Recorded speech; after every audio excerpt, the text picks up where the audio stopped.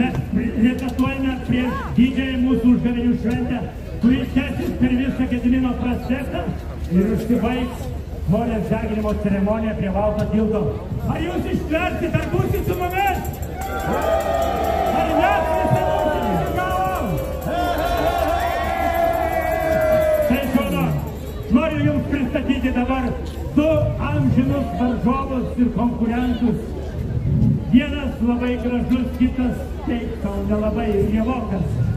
Jūs reikės aplodismentų, kada aš pristatysiu, gerai? Nes tas žmogus labai mėgsta aplodismentus. Jaunas, gražus, sveiką gyvenimo būdą propaguojantis, nevedęs, turtingas, išsilavinęs. Tai